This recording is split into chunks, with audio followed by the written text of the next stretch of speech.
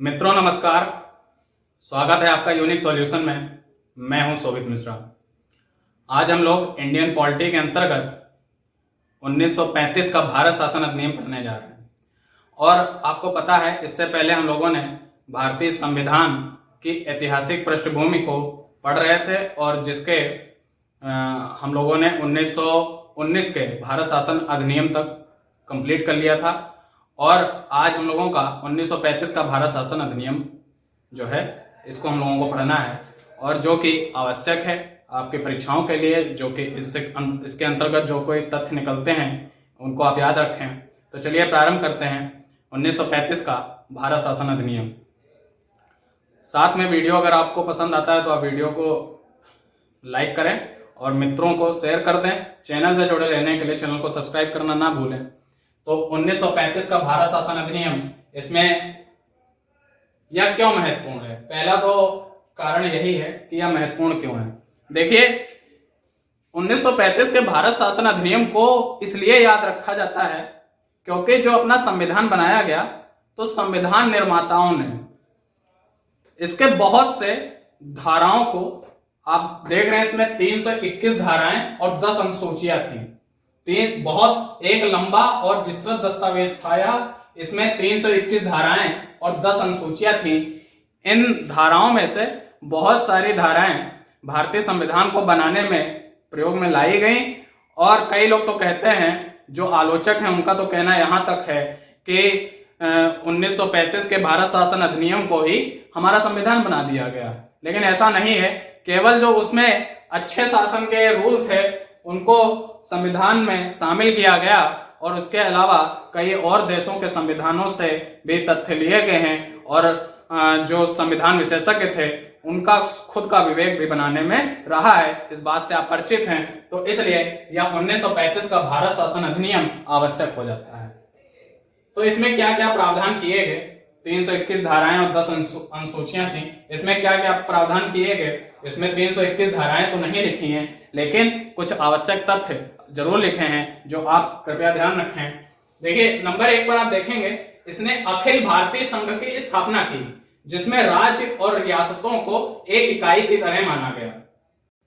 अखिल भारतीय संघ की स्थापना की मतलब कि जिसमें केंद्र राज्यों के ऊपर था और राज्य और रियासतों को राज्यों के बराबर का दर्जा दिया गया, एक इकाई मानी गई और केंद्र को जो है सर्वोपरि बनाया गया और इसी से एक यूनियन संघ की भावना निकली।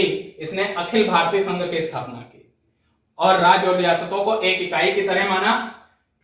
इसके साथ में आप जो वर्तमान में देखते हैं, संघ सूची, राज्य सूची और समवर्ती सूची, इसका सबसे पहले प्रावधान इसमें किया गया।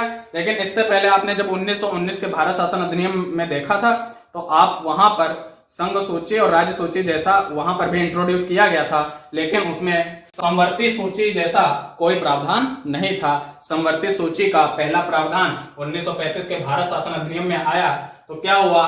केंद्र और इकाइयों के बीच 3 सूचियां, संघ सूची, राज्य सूची और समवर्ती सूची, इनके आधार पर शक्तियों का बंटवारा किया गया। केंद्र सूची आप जानते हैं, जिसपे केंद्र सरकार कानून बनाती है। राज्य सूची पे राज्य सरकारें बनाती हैं। समवर्ती सूची में से केंद्र और राज्य सरकारें दोनों आपसी सहमत से या कोई भी दोनों में कानून बना सकता है। तो उस समय संघ सूची में 59 विषय थे, राज्य सूची में 54 विषय थे और समवर्ती सूची में 36 विषय थे। और इन संघ सूची, राज्य सूची और समवर्ती सूची के आधार पर शक्तियों का बंटवारा किया गया, लेकिन यह अस्तित्व में नहीं आया। यह अस्तित्व में इसलिए नहीं आया क्योंकि देशी रियासतों द्वारा सम्मिलित होने से इनकार कर दिया गया। देशी रियासतों को द्वारा सम्मिलित होने से इनकार कर दिया गया। राजा रजवाड़ों के द्वारा इसमें सम्मिलित होने से इनकार किया गया। तो पहला पॉइंट आप समझ पाए। दूसरा देखें, इसने प्रांतों में द्वैत शासन व्यवस्था समाप्त कर दी। प्रांतों में द्वैत शासन व्यवस्था समाप्त कर दी। देखिए, द्वैत शासन व्यवस्था का प्रारंभ 1919 में हुआ था, ठीक है, प्रांतों में, जिसमें आप जानते हैं 2 प्रकार के विषय थे, एक आरक्षित और एक हस्तांतरित। आरक्षित विषय वो विषय थे जिन पे गवर्नर कानून बनाता था अपनी कार्यकारी परिषद की मदद से, और हस्तांतरित विषय वो विषय थे जिन पे जो है गवर्नर कानून बनाता था, लेकिन उन मंत्रियों की मदद से जो राज्य विधानमंडल के प्रति जिनका उत्तरदायित्व होता था तो इसने प्रांतों में द्वैध शासन व्यवस्था समाप्त कर दी, लेकिन प्रांतों से हट करके यह केंद्र में चालू हुई थी। तो पहले इसको भी समझेंगे। इसने प्रांतों में द्वैध शासन व्यवस्था समाप्त कर दी, और जब द्वैध शासन व्यवस्था प्रांतों में समाप्त हुई तो उसके फलस्वरूप राज्यों में उत्तरदायी सरकार की स्थापना हुई। राज्यों में उत्तरदायी सरकार, देखिए इसका भी मतलब समझिए। उत्तरदायी सरकार कहने का मतलब क्या हुआ कि राज्यपाल जो वहां का गवर्नर होता था राज्यों का, उस गवर्नर को उन मंत्रियों की सलाह मानना आवश्यक हो गया जो मंत्री विधानमंडल के प्रति उत्तरदायी होते थे। तो उत्तरदायी सरकार की स्थापना राज्यों में प्रारंभ की गई, और यह व्यवस्था जो थी 1935 में यह भारत शासन अधिनियम आया। 1937 में यह व्यवस्था प्रारंभ हुई, लेकिन यह 1939 में समाप्त हो गई। 1939 में यह व्यवस्था जो थी समाप्त हुई। आगे देखते हैं। अभी मैंने बात की कि प्रांतों में द्वैध शासन व्यवस्था तो समाप्त हुई, लेकिन केंद्र में द्वैध शासन प्रणाली का शुभारंभ हुआ। केंद्र में द्वैध शासन प्रणाली का शुभारंभ हुआ, और द्वैध शासन प्रणाली का शुभारंभ मतलब संघीय विषय जो थे वो अब हस्तांतरित और आरक्षित हो गए। संघीय विषय जो थे वह हस्तांतरित और आरक्षित हो गए, क्योंकि हमको पता था कि अब केंद्र में वायसराय की कार्यकारी परिषद तक भारतीयों के पहुंचने की परमिशन हो चुकी थी। तो वहां पर भी हस्तांतरित और आरक्षित जैसे विषयों का प्रावधान संघीय विषयों में भी किया गया। आगे देखते हैं। 11 राज्यों में 6 में द्विसदनीय व्यवस्था प्रारंभ की गई। देखिए हम लोग जिस प्रकार देखते हैं कि केंद्र में तो लोकसभा राज्यसभा है ही, राज्यों में भी विधानमंडल और विधान परिषद है, तो उसी तरीके की राज्यों में द्विसदनीय व्यवस्था राज्यों में भी, और उस समय 6 राज्यों में 11 में से 6 राज्यों में द्विसदनीय व्यवस्था प्रारंभ की गई। यह 6 राज्य कौन कौन से थे? बंगाल था, बंबई था, मद्रास, बिहार, संयुक्त प्रांत और असम। बंगाल, बंबई, मद्रास, बिहार, संयुक्त प्रांत और असम, इन राज्यों में द्विसदनीय व्यवस्था, विधानमंडल और विधान परिषद की व्यवस्था की गई। इसके अलावा आप देखें तो दलित जातियों, महिलाओं और मजदूर वर्ग के लिए अलग से निर्वाचन की व्यवस्था। दलित जातियों, महिलाओं, मजदूर वर्ग के लिए अलग से निर्वाचन व्यवस्था। देखिए अलग से निर्वाचन की व्यवस्था 1909 के हम लोगों ने भारत परिषद अधिनियम में देखा था, और हम लोगों ने कहा था कि लॉर्ड मिंटो जो था सांप्रदायिक प्रतिनिधित्व का जनक था। तो उसी के अंतर्गत हम लोगों ने जब सांप्रदायिक प्रतिनिधित्व 1909 से चालू हुआ, 1919 में इसे यूरोपियों, आंग्ल इंडियन, सिखों, ईसाइयों तक भी विस्तारित किया गया, और 1935 में इसको और विस्तारित किया गया, और दलित जातियों, महिलाओं और मजदूर वर्ग के लिए अलग से निर्वाचन व्यवस्था हुई। ठीक है, दलित जातियों, महिलाओं, मजदूर वर्ग के लिए अलग से निर्वाचन व्यवस्था कहने का मतलब सांप्रदायिक प्रतिनिधित्व का विस्तार।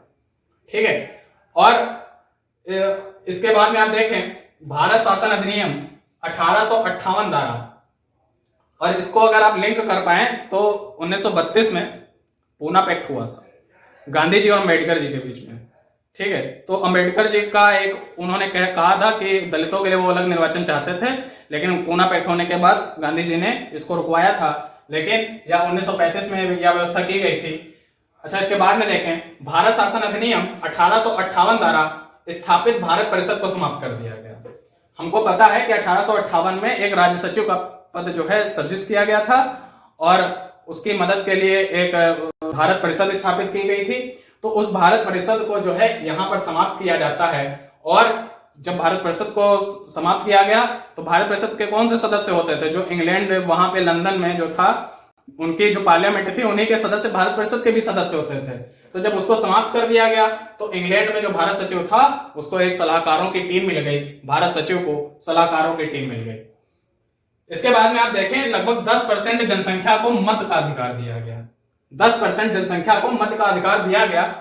अब मताधिकार का प्रयोग आप देखेंगे तो 1919 में भी दिया गया था, लेकिन वह समाज के एक उच्च वर्ग, एक शिक्षित वर्ग तक ही सीमित था। 1892 के भारत परिषद अधिनियम में भी आप देखेंगे कि वहां पर भी चुनाव की व्यवस्था थी, लेकिन चुनाव शब्द का प्रयोग नहीं था। लेकिन 10% जनसंख्या को मत का अधिकार 1935 के भारत शासन अधिनियम में दिया गया। देश की मुद्रा और साख पर नियंत्रण के लिए, देश की मुद्रा और साख पर नियंत्रण के लिए भारतीय रिजर्व बैंक आरबीआई की स्थापना इसे 1935 के भारत शासन अधिनियम में की गई। इसके साथ साथ में आपने पढ़ा था कि हम लोगों ने पढ़ा था 1919 में जो भारत शासन 1919 का जो भारत शासन अधिनियम था उसके अंतर्गत 1906 में केंद्रीय लोक सेवा आयोग का गठन किया गया था सिविल सेवकों की भर्ती के लिए।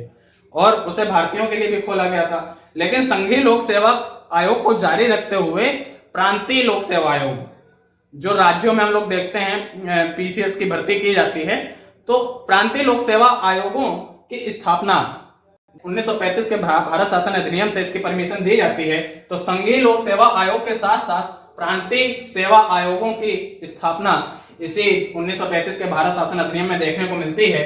और अंत में देखें तो इसके तहत 1937 में संघीय न्यायालय की भी स्थापना की गई। संघीय न्यायालय हम लोग जानते हैं 1773 के रेगुलेटिंग एक्ट में हम लोग कलकत्ता में पढ़ रहे थे, एक सर्वोच्च न्यायालय की स्थापना की गई।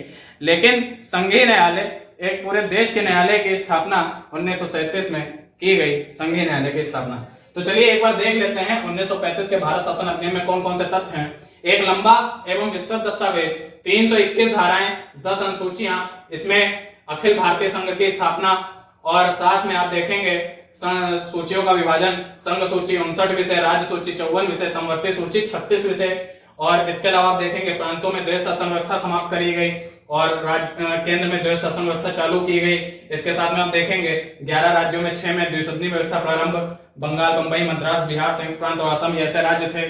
और दलित जातियों, महिलाओं, मजदूर वर्ग के लिए अलग से निर्वाचन व्यवस्था। इसके अलावा आप देखेंगे कि 1858 में जो भारत परिषद स्थापित की गई उसको अब समाप्त कर दिया गया। इंग्लैंड में भारत सचिव को सलाहकारों की टीम मिली। 10% जनसंख्या को मत का अधिकार, आरबीआई की स्थापना, संघीय लोक सेवा आयोग के साथ साथ प्रांतीय लोक सेवा आयोगों की स्थापना और 1937 में संघीय न्यायालय की स्थापना। तो 1935 के भारत शासन अधिनियम के प्रमुख तथ्यों को हम लोगों ने देखा और उम्मीद है आप उसको समझ भी पाए होंगे। उम्मीद है आपको वीडियो पसंद आया है। वीडियो पसंद आता है तो वीडियो को लाइक और शेयर करना ना भूलें। साथ में मित्रों को फॉरवर्ड करते रहें और चैनल से जुड़े रहने के लिए चैनल को सब्सक्राइब करें। धन्यवाद।